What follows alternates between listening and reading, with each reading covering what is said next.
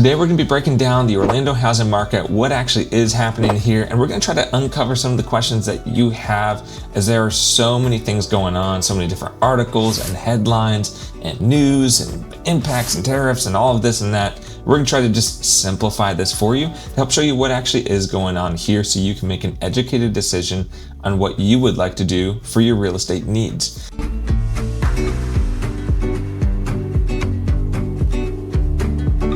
So let's dive into a quick Google search on the 2025 housing market news, and it won't take you more than 2 seconds to figure out that there's a lot of confusion. The housing market is frozen over, home sales might fall, here's the latest signs, housing market sees falling prices, prices remain resilient. Then we got the doomsdayers on YouTube talking about home prices will drop 60%. Phase 2 has begun in the housing market correction, and big scary thumbnails about it has happened.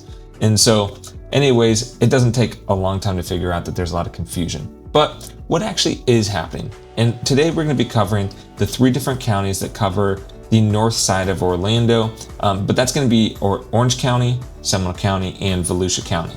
We're primarily going to be looking at what's going on with interest rates. We're going to try to correlate a few different topics on the Boomtowns that is happening here in Orlando and the Volusia County area.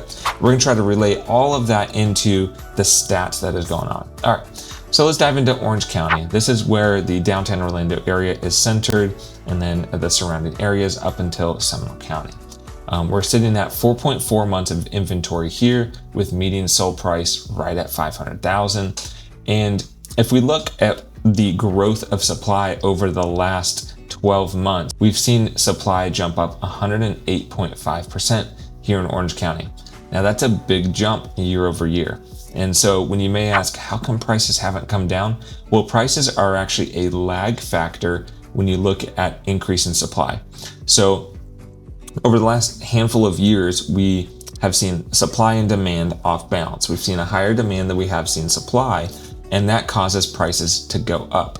Well, with supply jumping up 108, so over doubling in the last 12 months, you're seeing the supply go ahead and outpace the demand increase. Now, we've seen median sold price, if you look over the last year, let's go back to June of 2024, $499,730. This year, it's $499,900. So it's pretty much flatlined in the last year. Previous to that, we had seen a positive uptick, a positive growth along this chart over the last handful of years of median prices, but over the last year, it has flatlined.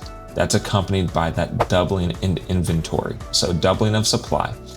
I suspect if the trend continues to go that way and interest rates continue to stay high, that we may see this median sales price possibly even tick downwards a little bit. Now, I'm not 100% sure that that'll happen, and I'll show you why. Because in Volusia County reacted to the interest rate increase a whole lot faster than Orange County did. So Volusia County month supply of inventory is 5.38, so they've got more supply right now for single family homes than Orange County. Supply jumped up 53.7%, but supply has been much higher, much earlier than Orange County. Let's go back to June of 2023. Median sales price was $350,000 at that point in time. That was 2 years ago, and this year it's $365,000. So inventory has actually gone up faster and has remained high in Volusia County, and yet prices are still resilient despite the high interest rates, high taxes, and high insurance. And so why is that? Well, let's just take a step back and let's look at this news article that actually came out from LendingTree. So even though supply has actually increased in the Orlando and Volusia County area, I think of like Orange County and Volusia County, supply has increased significantly there, but the prices have remained resilient there. In fact, increasing in Volusia County where inventory is the highest.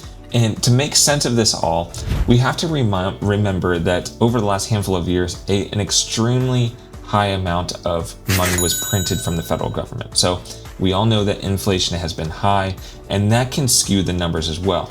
Now, not only that, Orlando is ranked number 2 in Boomtown category across the entire United States. And shortly following that was Deltona, which is the metro area considered to be Volusia County. So think New Smyrna Beach, Daytona Beach, DeBary, DeLand, and so forth. So that ranked number 9. So you have 2 of these areas ranking in the top 10 in the entire country. Well, some of the factors that put them in the top 10 were growth of GDP, gross domestic product, growth of wages, growth of housing supply, high paying jobs, bringing that in, and that can affect the affordability of buyers too. So the data showing, median prices staying very resilient despite the higher inventory has other factors that we need to look at. And so Volusia County has been sitting in this higher inventory market for a little bit longer, and yet prices are still remaining flat. Some of the biggest areas that you will see prices declining are a bit inflated in my opinion. Don't take any of this as fact, do your own research, but I'm here giving you data. But let's go over this concept of all the new construction happening right now. Builders right now, and it won't take you more than a few seconds to search it, but builders right now are offering lower interest rates, they're offering closing cost incentives, and the prices with new builds are higher than that of resales. Well, the prices are higher with new builds because otherwise builders wouldn't be able to sell it without those incentives. So what's happening with a lot of homeowners who live around these new builds or homeowners who bought those new builds over the last couple of years is their prices have dropped. And remember, builders cannot sell the prices that they're asking without offering the incentives that they're giving. They couldn't sell a $425,000 Cali model without giving a 4.99% interest rate and $20,000 in closing costs. As an example, they'd have to sell it much closer to like $375 or $380 for it to make sense. That's just a hypothetical example, but it is what's happening. And so you've seen these builders inflate the prices, which could possibly help inflate the median sold price. So it's very interesting to see what's going on here. All right, now let's go into a little bit of a different story here. We've seen Seminole County, which is the smallest county out of the 3 that we're talking about. And we have seen their market stay a little bit more resilient. And so their inventory is actually the lowest. There's the least amount of new construction going on in Seminole County as well. Not nearly as much to be built out, but 3.3 months of inventory. And let's look at their sold prices. So over the last 12 months, let's go to June 2024 was $469. And we are seeing median sales price last June of $464. So almost flatlined there. Now, how can the other counties have a higher inventory level, bigger increase of inventory? So like Seminole County jumped up 68.4%, and we actually did see the prices theoretically dip slightly.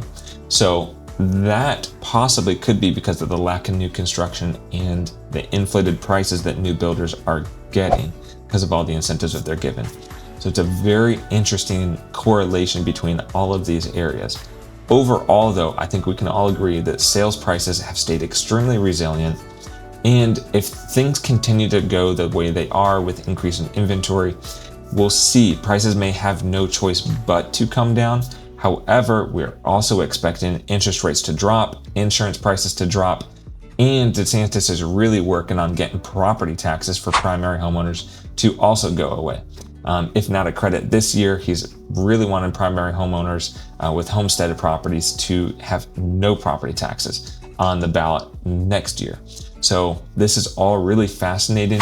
I hope I helped clarify a little bit of what's going on, but there's so many moving factors. This could go many different directions. If you have any questions about what is going on here, you want to talk about a specific neighborhood so we can really interpret it, please give me a call here at the phone number on the screen, send me an email. We would love to help you out with all of your real estate needs, whether selling or buying.